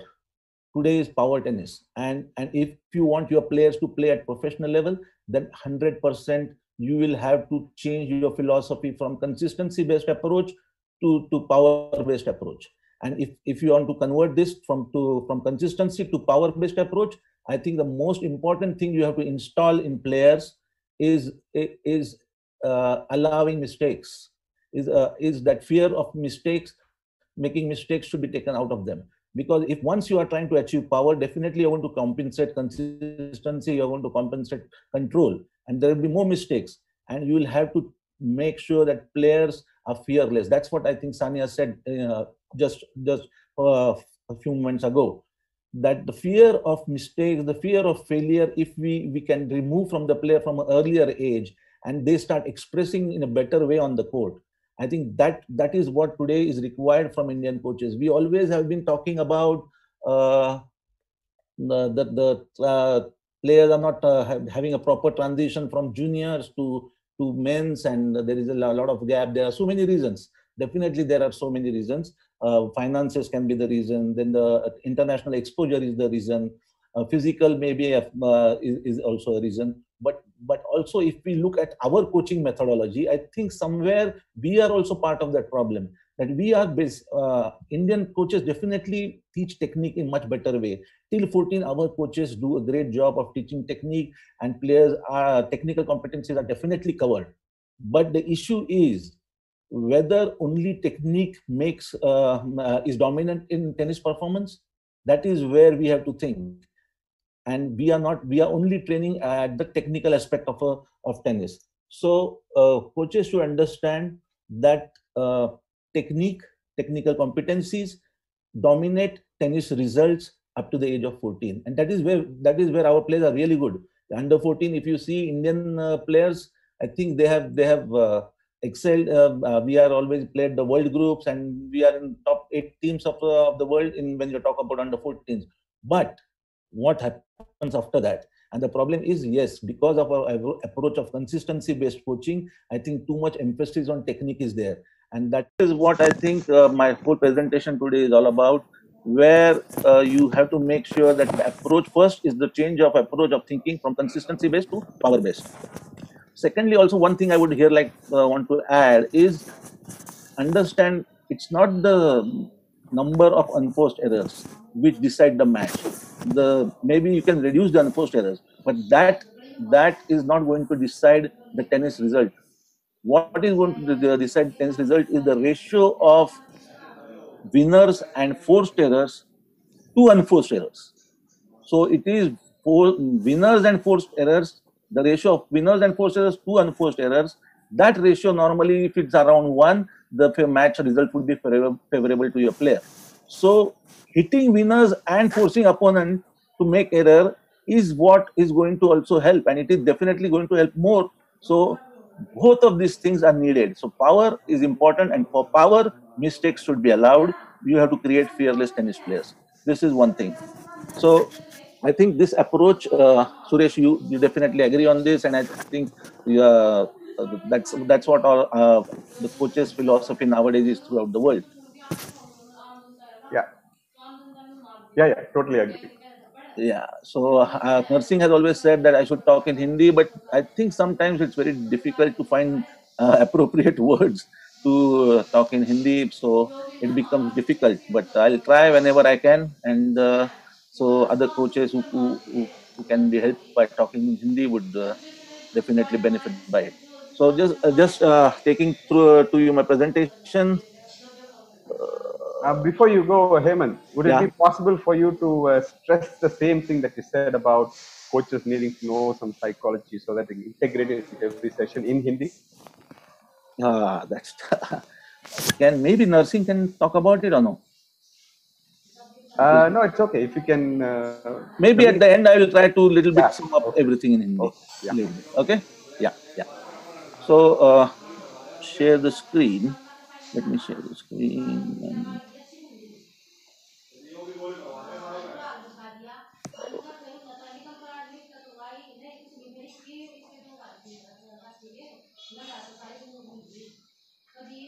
Okay. So basically all of us know, and I think most of the coaches know that when we talk about tennis, it has four aspects. We have mental, physical, tactical, and technical aspect. And as I said, technical and tactical is what we are very good at. But if we now also start thinking about physical and mental and integrate those training parts in our coaching program, I think we will have better tennis players. So as I said before, 90% coaches agree about it, but they don't do anything about the mental skills. So 90% coaches think, yes, tennis mental training is important, but I'm not able to do it. And the reasons are many, I think. So one of the reasons I found is, yes, we are a little bit, we don't have that theoretical knowledge about psychology. So we sometimes are, we don't find capable enough to give the mental training part. And we don't, if even if we have some theoretical knowledge, maybe we cannot translate it into a session. Maybe we cannot take it on the court and maybe teach the players. Like maybe it's easy in, say, taking biomechanical skills. If you have knowledge about biomechanics, you can take it on the court, set up a lesson, and correct a player. But with psychology, sometimes it becomes difficult to translate it, for many coaches to translate it on the court and take a session. So that can be one of the reasons. Second is, I think players, the results, as I said, till 14 are only based on technique or technical competency. So to get results at an earlier age, because tennis is a business, coaches would like to their players to give better results, and at an early age they give results, they get their business thrives. So they work more on technical part. They make sure the players are competent and give results, and the focus on the long-term development of a player is missed. So after, even if players or coaches agree, sometimes they are not able to translate it on the court, and the reasons are, as I said. Now, why are mental skills important in tennis? I think tennis is, first of all, it's an individual sport. So when a player goes on the court, he's on his own. Nobody takes decisions for him. He has to decide what he is going to do, what is the situation is. He has to adapt to the situation. And there is the coach, maybe for Davis Cup and Fed Cup, for some tournaments, coaches are allowed to interact. But actually, most of the 90% of the tournament, the players are on their own, and they have to fight it out on the court all alone. So the mental skills of the player have then become very important. How they are ready to adapt, how they are analyze the situation, whether they are finding it, they can find answers to it. All because tennis is continuously new situation for every ball, and that is going to be then the player's ability, how he analyzes and how he reacts to it. Secondly, like team sports, no substitutes allowed. There's no timeouts. You cannot take time out, and you will have to just play with the pace of the opponent. The last is you are going to play, you are going to defend points or earn points day in, day out. You are going to adapt to different surfaces, different balls, and players have to do it. The most important point for me is that dead time. That dead time is where I think tennis becomes a mental skill sport, because this dead time is where your mind can wander and can create havoc, or it can focus and create results. So this dead time, normally, if you know, all the coaches know that the points, 80%, 90% of the points last between 5 to 8 seconds, and there is the 20 seconds of rest. Now, when there is 20 seconds of rest, that is the time where mind can go in the past tense. The mind can think about the previous point. The mind can think about the point which is he's going to play, and can have stress, can have anxiety. So all these things, the mind can do so many things. Now here is the thing which coaches can think about, how they are going to train players for these 20 seconds. I think we are training players only for those 5 to 8 seconds. Yes, we have to train players for the 5 to 8 seconds, but also we have to think how we train players for these 20 seconds, because these 20 seconds are going to impact those 5 to 8 seconds. And that is where I think it's very important for coaches to understand how those 20 seconds can be utilized, how those 20 seconds should be utilized to keep your mental state in proper condition. And that previous point, maybe if you have lost it, it should not affect you mentally. And if it has affected you mentally, how to come out of it. So mental skills, why they're important, I'm trying to emphasize on it. Maybe Suresh, you want to add something on this? Why do you think mental skills are important in tennis? Well, like you said, the mental skills are the ones that makes a huge impact at the later stages of the match. You mentioned it earlier. As you go into the professional circuit, it is 95% mental, and everybody knows this. People can hit forehands, backhands. Everybody is fit, but where they differ is in the mental aspect. And as you said again, this mental aspect is not something that you just go and fix it. It is also like your forehand and your backhand that has to be nurtured over the years. And unless the coach knows and integrates into the session, it is not going to develop as it should. Yeah, yeah. Oh.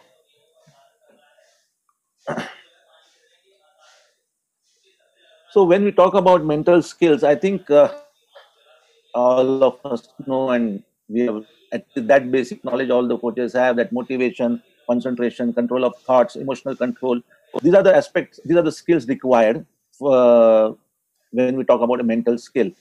And all are interrelated. It's not that motivation is different, concentration, everything affects each other. So maybe if you don't have good emotional control, you can lose concentration. If you have lost control of thoughts, then maybe it will affect your concentration, and it can then affect your motivation. So everything is interrelated, and coaches have to understand this. Coaches have to understand this, that they can also train these aspects on court. Okay, and by maybe simple drills, small drills, and those drills slowly, it is that the player, without understanding, you are creating his mental skill, or you are teaching him mental skills which can last for him throughout his life. Not only I'm thinking about tennis here, but after tennis also, the players, the mental skills last you for the lifetime, and they will help you in the challenges of your life further also. So if coaches can help in those areas, I think it would be great. Now, what is motivation? Now, as I said, what is you can read through it. Motivation is the desire to start and persist. But basically, it is the engine of all your behavior or all your human actions. I think motivation is I think needed for a person to act, and why he acts is because there is some motive behind it, or there is a motivation behind it. And if you want to create players, then first you have to install motivation in them, and how to do. There are different skills on court, what we can drills on court which you can try.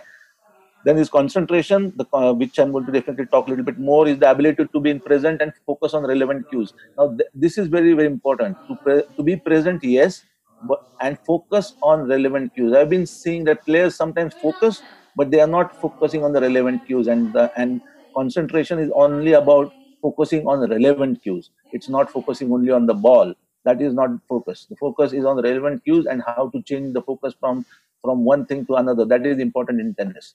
Emotional control, again, as I said, emotional control is certain things you do, and I think routines become very important in emotional control. When we talk about routines are the tools which we teach players, so that they can control their emotions, they can control the anxiety. Sometimes the player can be over aroused, sometimes they be under aroused, he can perform, and then sometimes he will be under stress. And all those routines, if you teach players from an earlier age, and let them have their individual routines. It's not that you have to tell, no, these are the things you do. Let them decide the routines, but these routines are the ones which slowly they develop into, and by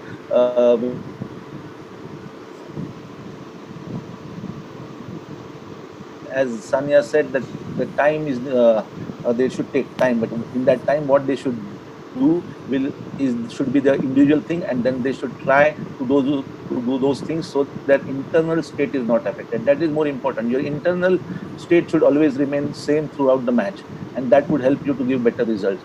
Third is control of thoughts. Now, control of thoughts is directly related to your confidence, and how the self-confidence you have to your confidence you have to maintain throughout the match. What are the things you can do on court so that the confidence is maintained of a player? This is what also you can teach the players on court, and the coaches should try working on it. Now, as I said, motivational skills. I think in level 1, we were all talking about competition, competition as a tool to and make sure the players enjoy. So whenever we can, any small drill, maybe it's just a relay race, you should have two teams and let them compete, and you can see players are really having fun for motivation also. So instead of just doing a normal drill, if you can put a competition between two players or competition between the player himself, then the player would be more motivated in doing those drills. So competition is the best tool to install motivation in your drill and everyday sessions. Definitely goal setting. Goal setting is one thing which all the players should, all the coaches should make sure they talk with the players and they set goals for them, long term, mid term, short term, and help the players to set goals, and then actually then create a plan how to achieve those goals. So goal setting, diaries, all this will definitely help motivation. But here more I'm going to talk about on court what you can do. So as I said, competition is one of the tool which coach has, which can help the player coach to train motivation on court. So maybe this first drill which we were talking about, two players are there, they are serving and one guy is returning. The coach, they have to tell the coach where they are going to serve and where the player is going to return, and coach gives them point on point, but on achieving the goal, maybe they get 2 points. Now here you are basically goal setting. The player is setting a goal and trying to achieve it. And this is what, as I said, goal setting is one of the things which will help in motivation. Second is if the player is alone and you're working on his serve during a technical lesson, you're working on the leg drive, and maybe you can just add that, okay, let's hit target. You can decide the challenging target for a player and maybe ask him to hit 5 serves, and out of that 2 or 3 serves hit the target, he wins a game. And then you play a set. So the player plays a set. If he's not able to do that, he loses the game. So it will be 1-1, and you continue. And this will be more motivating for a player than just serving. So sometimes these are the things you can use. Sometimes this competition with himself you can use so that the player gets motivated to do the job, and at the same time you're working on technique. Sometimes you can ask 2 players to do that. So maybe you can ask the players to compete against each other. You can have, instead of having one target, you can have pattern of serves down the center, on the body, 2 serves or wide serves, and you can decide if you finish one pattern, then you win a game. So you can think about many options. But the thing is, here is the competition with either with the player himself or with his peer, where he can get motivated to do the job in a better way. Also, sometimes this competition also helps in concentration. If you make the players compete, they suddenly start concentrating more, and that's what you want. So everything is interrelated. Once you understand this concept, that yes, competition can create a lot of it can create concentration, it will help motivation. I think coaches should use it more, even in a technical session or a tactical session. As you said, in situations, we have talked about many situations. In the baseline rally situation, what you can do. If you want to install intensity, if you want player to give 100%, if you want to make push the intensity a little bit higher, maybe 2 players are hitting down the line and 1 player from the other side is hitting cross court. Allow the 2 players to hit in the alley. So here the player has to give more than 100%. He has to cover the court and he has to give his best. So here you're trying to teach the player to give more than 100% on court, and this is important, because this is going to last not only for his tennis life but after this tennis life too. So emotional control. As I said, I'm giving you just 2-3 examples. These are just the examples, but you can think about so many drills where you can work on motivation, you can work on emotional control. You can these are the drills, just 2 or 3 drills which I'm saying, which can help you to develop certain parts of the skills. Now, when I say emotional control, I'll normally think about how can you get emotional control in those 20 seconds or before the match, when your mind is under stress, there's anxiety, and I think that is where your routines come in. If you can teach players the routine, whether it can be a pre-match routine or a 20 seconds routine, both. if you can teach the player, his stress levels can come down, his anxiety can be a little bit down. You need anxiety, but not where the anxiety is too much, where the player cannot perform. So anxiety is good up to a level, but after that it becomes a problem. So pre-match routines you can teach the player. You can teach the players what to do in those 20 seconds. So basically you're trying to teach him how to manage him. Sometimes if you lose a point, what are the things you will do so that it does not affect your mental state? So these routines are making sure that you don't you control your emotions in such a way that it does not affect your mental state inside, and whatever is happening outside is not going inside, by which you forget what to respond or how to respond in a positive way. And that is more important than, as I said, those 5 to 8 seconds is what you're going to express, but in those 20 seconds is what you are going to maintain some routines, so that your distractions, you are not distracted, and you know what your job is and how to be in the present tense. So these are the few drills which I've already you can see, go through this, and you can decide on how many other drills. But here again, sometimes, as I said, players while serving, I would like my players to relax while serving rather than be over energized. I would like to relax. So maybe deep breaths help him that time. So if he breathes deep and then he visualizes where he's going to serve, the tapping of the ball, if he can maintain those routines, then it is better. The chances of success are more. That's what it is. The chances of success are more, and that is what we train players for. So make sure, try to make the player aware of what routines, individual routines he would like to work on, and what he thinks about routines, and then give him some guidelines to work on, and make sure that sometimes you focus just on the routines in a tennis session. So they are playing a set. Make sure that, yes, you can intervene, talk to him that, okay, you have missed on your routine and you lose a point. And so instead of now 15-30, the score is 15-40, and the set goes from there. So here I'm trying to make the player aware of that, yes, he has missed on the routine. And so next time, once you make the player aware, I think most of the job is done, and he knows what to do next, and they will try to be on track. So it's just not the match play situation or match practice. At the same time, you are working on the emotional control of a player, and that is how you develop. Concentration. Again, concentration is, I think, required in every aspect of life, and tennis definitely requires more. Because as I said, every situation is a new situation, and you have to focus on things. There'll be so many distractions around, spectators, there will be noise, there will be the previous point which has maybe you have lost, or the umpire has given a bad call. So many things which can actually distract you, which can agitate you, and in all those things you have to learn to concentrate. So then emotional control, as I said, the technique, the routines will help you to come back in present tense, and then you focus on the next coming point. But many times I think we don't teach players to concentrate on the relevant cues, and relevant cues are basically, say players are rallying, and where the coaches, I've seen coaches telling, no, focus on the ball. Or there is a drill where they say, okay, when you hit the ball, hit. When the ball lands in the opponent court, say bounce. And then when the opponent hits the ball, say hit. So hit, bounce, hit. But whether this drill is helping the player to focus on the relevant cues, I don't think. It is not asking the player to focus on relevant cues, because when you are hitting the ball, yes, you are focusing on the ball, perfect. So when you are hitting on the ball, focus on the ball, hit.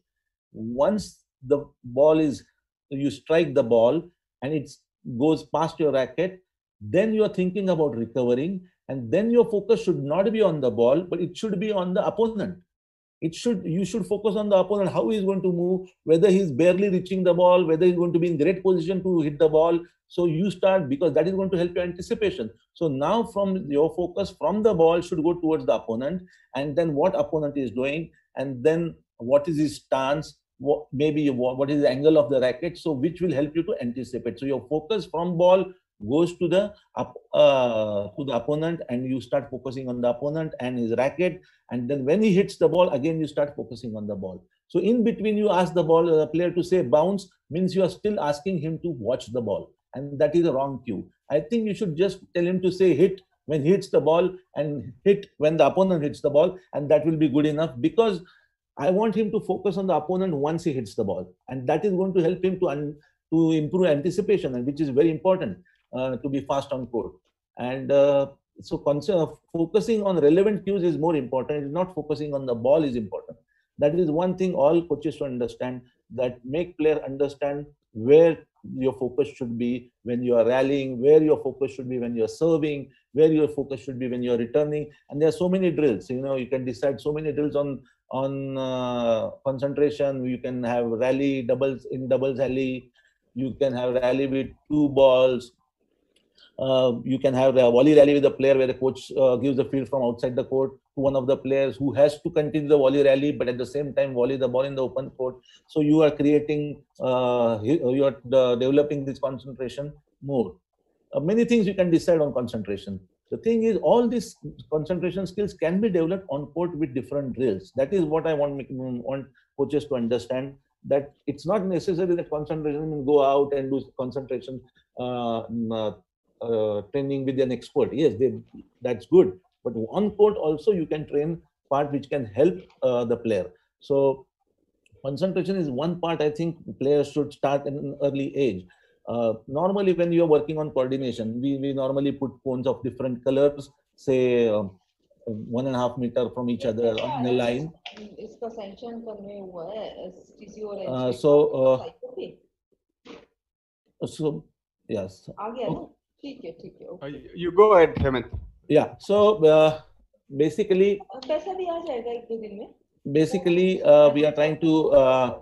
The drill which I was saying was about coordination, where we ask players to perform certain action on maybe a red cone. On a red cone, they have to do a split step. On a white cone, maybe they have to go around the cone. On the blue cone, they have to hop over the cone. So this drill is about coordination, basically. But here we are also working on the concentration, where the player knows, okay, this color I have to do this job. So he's taking the cue from the color which he's seeing and then deciding what action to be taken. So basically, this drill is not only for coordination, but it is also for concentration. So whatever drills you are teaching for coordination, for physical activity, you can convert those things into concentration drills and help the players to concentrate in a better way. So you are basically developing the concentration skills. Anything you want to add, Suresh, about this? About the concentration, Hemant? Yeah. Or generally about the drills on court? Generally about concentration part more, yeah. The focus, what you said is absolutely right. You were talking about how concentration doesn't mean focusing on one thing. It has to be in the present, and it has to be going out to the different cues that are relevant for play. So, and all the drills that you're talking about are phenomenal drills that can be done at, the first drill that you're talking about can be done even with kids who are 8 years, 9 years old. And of course, you can come up with so many other different drills. And what you're given here are examples which are perfectly addressing those aspects. And also, I agree with you on the fact that you could be doing a different drill, and the working on the mental aspect is not in addition to that. Yeah. Totally agree. So, as I said about concentration, players can work it on court. Coaches can definitely make sure that players are developing those skills at the same time when they're working on the technical part or the physical part. Control of thoughts, I think, is directly related with your confidence. And how can you control your thoughts where your confidence is not dented? Many times, a thing which happens outside your body. When you hit a ball, say a forehand, easy ball, you miss. So when you miss a forehand, there is definitely something which is something happened outside your body, but it has an effect on your inside the body. And maybe you feel that, no, this ball was too easy, I shouldn't have missed it. And then it can affect your confidence. It can affect your future course of deciding what stroke you're going to hit. So all these things, if you want to control, then maybe certain you'd have to teach players to use certain cue words when they achieve something. So once you actually say you hit a good forehand in a rally situation, the player can maybe say a cue word, a positive cue word, which reinforces his confidence that, okay, I've done a great job. If he has made a mistake, maybe you can ask him to do a corrective, use a corrective cue word, like if you have to bend on a low ball. बच्चे का जो है individual के लिए athletes का जो है इन्होंने मेरे ख्याल से Himanshu, can you mute Ritu madam's mic, please? Himanshu? I think it's... Yeah. Yeah? Perfect. No, it's on again. It's on again. Oh. Himanshu?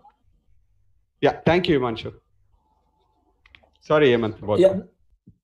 So basically, the use of cue words can help you not only to reinforce positive thought, your confidence, or sometimes you can use as a corrective measures, where if you miss a low ball, then maybe you are just telling yourself to bend or just stay low, and that cue word will help you to think about, okay, this is what I have to do, and it can take the mind of the negative impact of whatever the point you have lost the point, and it can help. It will make sure that your confidence is maintained, and maintaining your internal state, I think, is more important.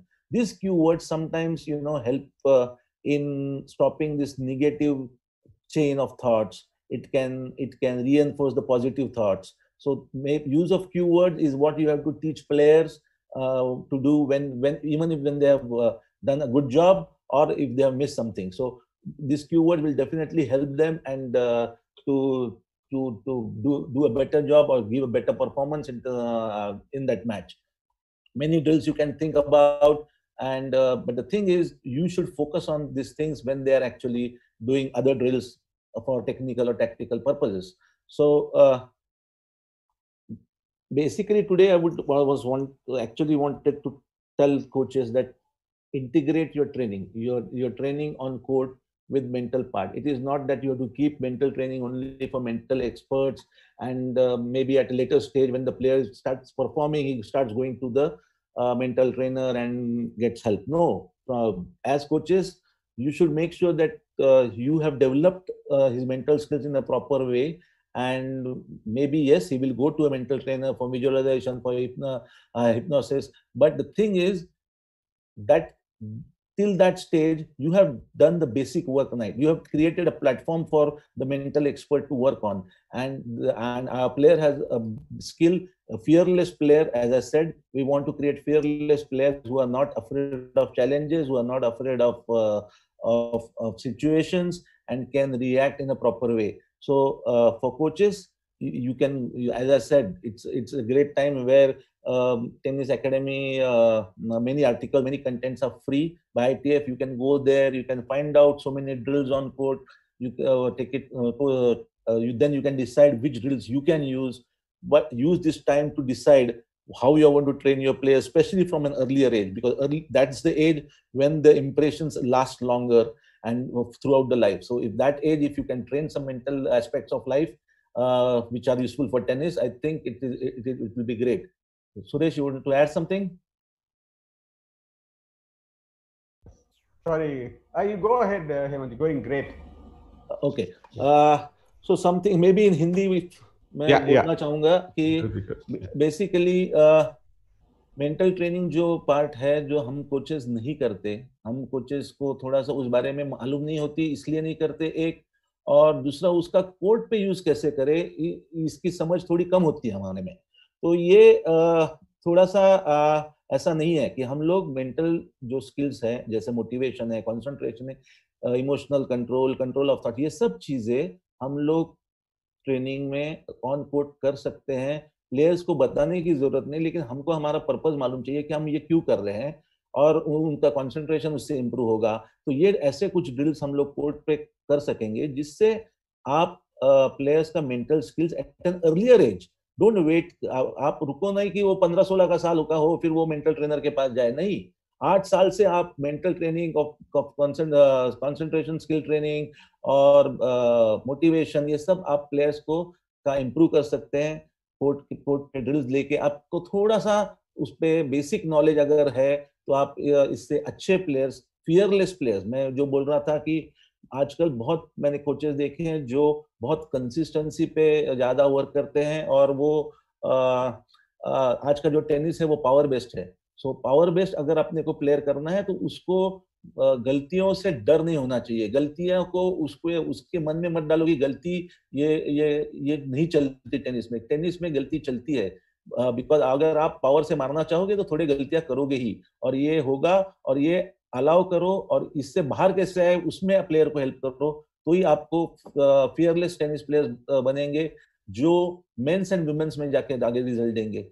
और वो अपने लिए ज्यादा important है. Indian tennis के लिए वो भी ज्यादा इंपॉर्टेंट है कि ज्यादा से ज्यादा प्लेयर हम टॉप 100 में लेके जाएं, जो जिससे टेनिस बढ़े टेनिस इंडिया में. और एक अच्छी चीज है कि आप सब इम्प्रूव करना चाह रहे हो. और कल हम लोग ने देखा कि इंडिया से सबसे ज्यादा coaches have registered ITF academy. यानी ये समझ में आ रहा है कि प्लेयर आज कोच को ज्यादा सीखने की चाह है, और वो उस बारे में आज बहुत कोशिश कर रहा है ये टफ टाइम्स में भी. So I think it is great. And Narasimha, do you want to ask anything or no? Narasimha, Hindi में कुछ पूछना है? Narasimha is not there. Okay, I hope मेरा हिंदी तो इतना अच्छा नहीं जैसा नरसिंह का है, but still it's okay. Himanshu. So Suresh, anything you want to add? Maybe I think which can help coaches to understand, because I maybe 10 years back I had seen your one presentation on mental training on court, and something you had done a drill about increasing the speed of the ball, maybe after every 2 or 3 balls. Something you had done on the presentation, which was for maybe you can talk about it more. Do you remember in one of the workshops, national workshops? Yeah, I remember, I think, but I don't remember what presentation that was. I don't know if it was mental or... I remember giving a presentation on peak performance zone. Oh, okay. And I remember giving a presentation on handling pressure now in Goa this time. So maybe you want to add on those things. About handling pressure? Yeah, that I think handling pressure is one of the mental skills. Yeah, but they've already listened to that. What I can do is I can share the presentation that I gave. I have the audio clipping of the presentation. I could share it in all the groups, in the WhatsApp groups. Perfect. And right now, I think, Hemant, we can take questions and from the candidate. Yeah. That'll be perfect. So we'll know exactly what they're looking for. We can address those questions. Okay. Yeah.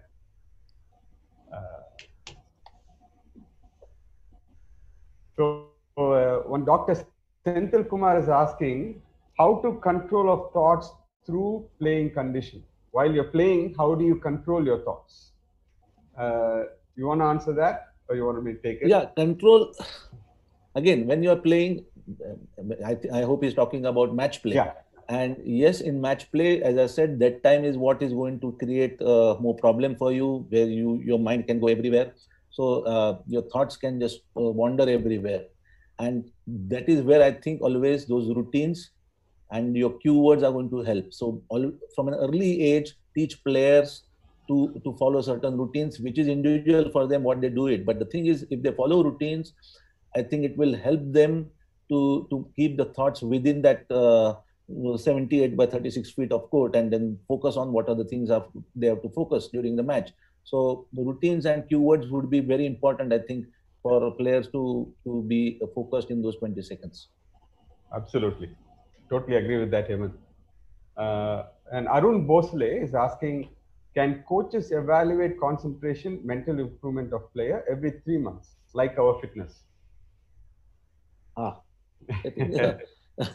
It's tough, but the thing is, you as mental skills, you can see if you can say some drills are there which you are telling a players to do, and if he can slowly acquire that skill, if his concentration is good, and then he can do the skills successfully more number of times, I think he's developing his concentration skills.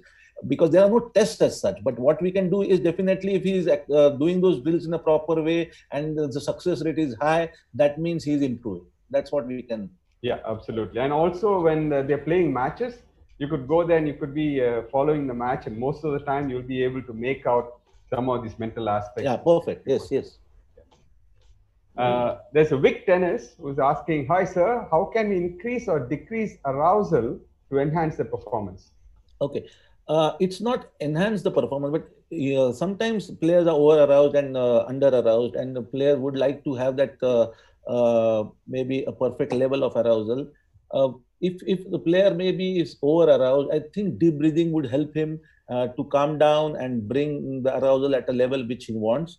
And if he's under aroused, I think again the breathing with energized breathing, a little bit fast breathing, will help him to energize. Normally we do this for serves and returns. When for serve I want my player to relax, and I would ask him to breathe deep, have deep breaths, or the stomach breathing, which we say. And for maybe returns, he can do some fast breathing, pumping of breath, so that he is energized to react to the opponent's serve.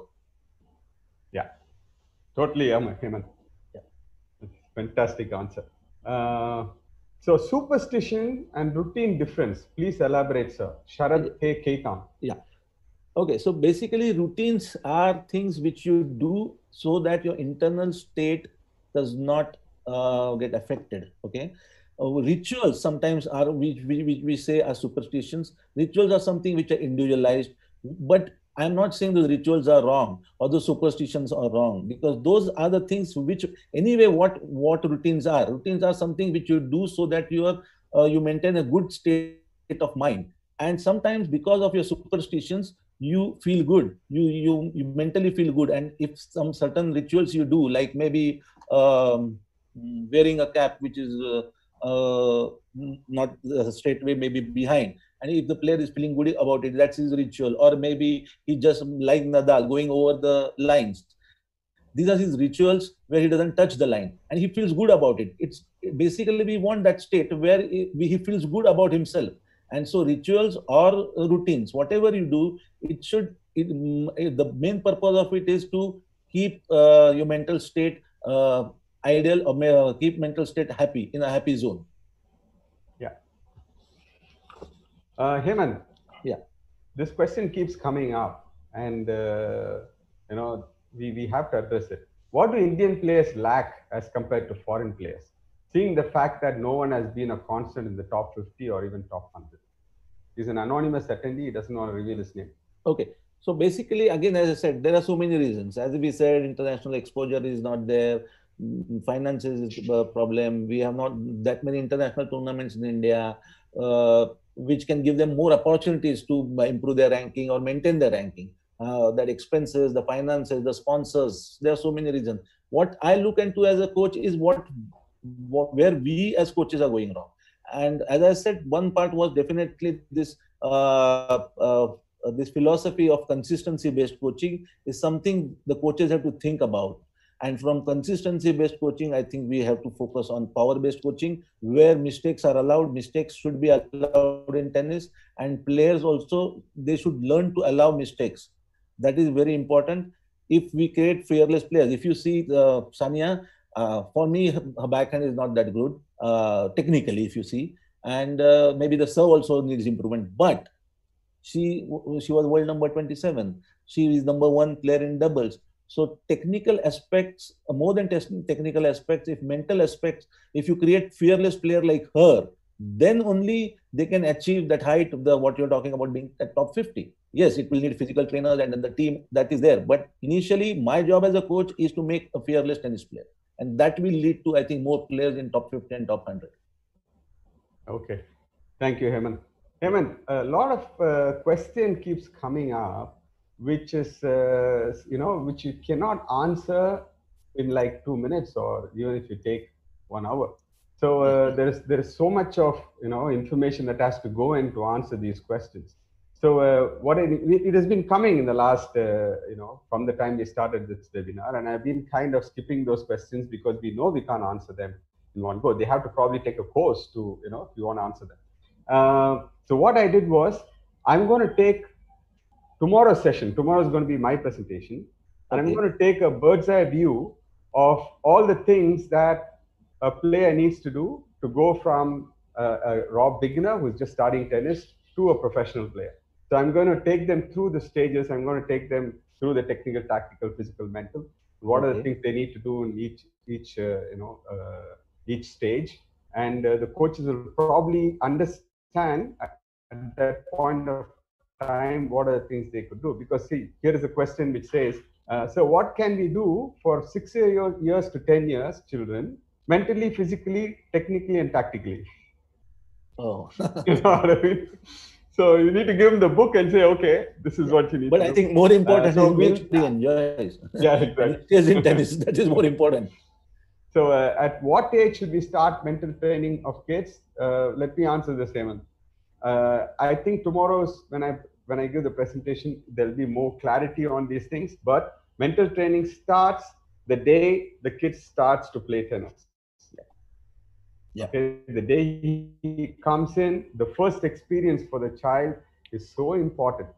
If the first experience is not pleasurable or a confident or a experience which he's going to like, he's going to drop out of the sport or he's not going to progress too well. So it is very, very important that you understand the training starts from day one.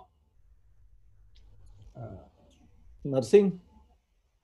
कुछ हिंदी में नहीं, अभी आपने हेमंत बड़ा अच्छा कहा, hello, आपने बड़ा अच्छा कहा कि हम लोग जो टेनिस सिखा रहे हैं आज की तारीख में, हर जगह लोग ज्यादा काम कर रहे हैं कंसिस्टेंसी के ऊपर में, keep the ball and play, right, and you से कि हम लोग को उनको ऑफेंसिव भी खिलाना पड़ेगा कि वो थोड़ा सा मारे बॉल को, चल रही है, हम वर्क तो कर रहे हैं कंसिस्टेंसी के ऊपर, but we have to get them also to attacking game पे भी, तो वो एग्रेसिव बनाना है। तो वही अभी हम बात कर रहे थे, जैसे सानिया से बात कर रहे थे, Sania is aggressive player, she is not a defensive player. Yes, so हमें जो फ्यूचर टेनिस है वो हमारी एग्रेसिव पर है, तो यानी कि हमें अब जो काम करना होगा, जो जितने कोच सुन रहे होंगे इस टाइम पर, उनके लिए एक अच्छा ये सामने प्लेटफॉर्म होगा कि आपको जो कंसिस्टेंसी हम कहते हैं कि 50 बॉल 60 बॉल मारनी है, वो तो एक अलग प्रक्रिया है, लेकिन इस समय पर आपको वहां पर भी लाना होगा, चाहे 8 साल का या 7 साल का बच्चा है, कि पॉइंट को खत्म करने का तरीका भी सीखना है, बराबर, तभी जाके वो एक अच्छा प्लेयर हो सकता है, जैसा कि आज की तारीख में नडाल है या सानिया मिर्जा हिंदुस्तान की। बराबर। तो इस पे आपकी जो राय थी, मैं इससे सहमत था।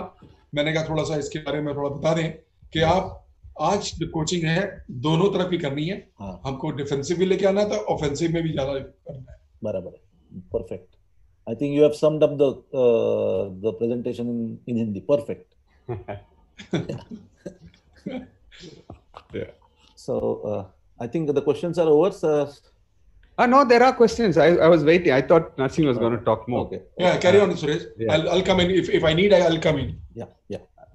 Gaurav Chadha. Normally, junior players misguide their focus by thinking about match results. That is winning or losing while playing a match. As coaches, how can we help them to overcome from this problem? So he's asking, the players are thinking too much about winning and losing. Yeah. So how do you make them focus? I will not say that it is, definitely means you can say, no, giving 100% is the best attitude. Don't think about results. But as a human being, definitely our focus will be on winning. Definitely, it is going to happen once you are playing sport at a competitive level. So you cannot take that easily off from the player or from any human being. But what you can do is think losing is a part of the process of winning.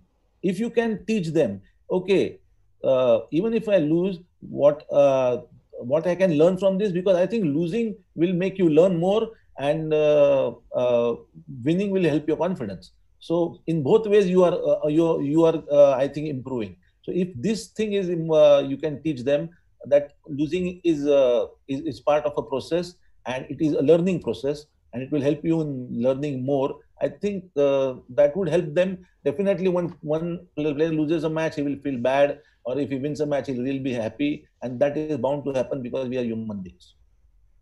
Yeah. Thank you, Hemant. There's another question from Rohit Rampuria. Hi, sir. Loved your perspective of power tennis, need of the hour. But do you think Indians can endure aggressive tennis at the highest level? Yes, I think that is the need of the hour. Indians have to finish the point as early as possible. We cannot last maybe 20 balls and 30 balls. We have to find out a way to finish the ball. So I think need of the hour is to teach players to finish the point. So power tennis is the key. I think we cannot rally for 10, 20 balls with the Europeans where they are just hitting topspin back. You will have to find out a way to attack them, be aggressive on court, and that is how you are going to give results. Yeah, totally agree with that, Hemant. Perfect answer for the question. And Hemant, Narsingh, do you have any questions or do you have any questions? मैं भाई थोड़ा सा और प्रकाश डालता हूँ कि mental जो है, ऐसा नहीं है कि मेंटल तो आदमी स्ट्रांग होता ही है, लेकिन हेमंत मेरी बात से सहमत होंगे कि जब हम बात करते हैं स्पोर्ट्स के मेंटल के लिए, तो एक थोड़ा अलग प्रकार का मेंटल टफनेस होती है, जिसको कि बच्चेपन से ही हम उसको नहीं समझाएंगे या दिखाएंगे उसको सपना वाला कि when you need it, कब आपको जरूरत है इसकी और उस सिचुएशन में आप कैसे करना है, यानी कि उसके बारे में नहीं बताएंगे. जैसे कि हम लोग कहते हैं कि जस्ट सिचुएशन पॉइंट खेलते हैं 15-40, that is situation, right. In situation में आपको कैसे वापस निकल के आना है, आपका मेंटल कितना स्ट्रांग है कि आप जब जीत रहे हैं तो या हार रहे हैं तब, तो उस समय पर, दोनों समय पर आपको मेंटली कैसे स्ट्रांग बनना है, आपको ये जानना जरूरी है. ये जैसे कि कोच है या ट्रेनर है या कोई उसका साथी है, तभी वर्कआउट करेगा, उसको पता लगेगा. जैसे हम लोग हेमंत या Suresh also, we always give the player two situations. Okay, you are love 40 down, play the point. You are 40 love up, now play the point. So वो सिचुएशन जब बनाते हैं तो इसीलिए बनाते हैं कि मेंटल को थोड़ा हमने स्ट्रांग बनाना है. हाँ, और स्ट्रांग बनाना है, और अगर उसको कुछ उसको आपने सिखाया है कि वो कर पाता है कि नहीं, जब डाउन है तब कर पाता है कि नहीं, जब अप है कि नहीं कर पाता है कि नहीं, ये देखने के लिए भी हम लोग ऐसे सिचुएशन में प्लेयर्स को डालते हैं. देन वी सी द कि उसको वो कौन सी सिचुएशन में ठीक है, स्ट्रांग है, या कौन से में वीक है. Then we work as a coach accordingly. और वो आज की तारीख में मैं समझता हूँ जितने भी जूनियर कोच या कोई सीनियर कोच भी हैं जिनको इसकी नॉलेज है, वो शेयर जरूर करें अपनी इस नॉलेज को. बच्चों के संग में बहुत जरूरी है, वही छोटी उम्र से ही बातें करें इस बारे में, क्योंकि सिचुएशन दे करके या वीकेंड्स में टूर्नामेंट खिला के उसको उस तरीके की प्लानिंग दें कि वो आगे बढ़ने के लिए सोचें इसको, और आपसे क्वेश्चन आंसर करें इस बारे में. फिर वो आपका क्वेश्चन होना चाहिए हफ्ते में एक बार या 10-15 दिन में एक बार ही कि okay, you what you done for the match, कैसे आप जीते और कैसे आप हारे. तो उस सिचुएशन में ला करके बातें करेंगे तो आपको ऑटोमेटिकली उनके संग ब्रेन से गेम कर रहे हैं. फिर बराबर, कोच से डरे नहीं, पहले तो कोच से करेक्ट क्वेश्चन करने में भी उनको अलाउ करना चाहिए कोचेस ने छोटेपन से. सो कोच, बहुत से प्लेयर्स कोचेस अलाउ नहीं करते, या प्लेयर्स में कोचेस का डर होता है, वो सब निकालना चाहिए अभी. करेक्ट हिमंत, ये बहुत जरूरी है हम लोग को interaction with the coach and the player. और जैसे हिमंत ने बोला कि हमें का डर निकालना चाहिए, ये ठीक है. डिसिप्लिन हमारे हिंदुस्तान में एक सर कहलवाना अपने को या उसको बहुत अदब करना जरूरी है, लेकिन हमें एक डिस्टेंस जो है, एक बहुत पतली लाइन होना चाहिए, या कि बहुत बड़ी लाइन मोटी हो उस डिस्टेंस की. या Suresh? Yeah. You're done, Narsingh? Yeah. Okay. So Hemant, that was a phenomenal presentation. I enjoyed throughout the session, and you were giving us so many things that the coaches could directly connect to. That was very, very important, you know. And the other day we had Dr. Janaki Diol. She came in and then she gave a very nice presentation on mental training, and then it was really received very well by the coaches.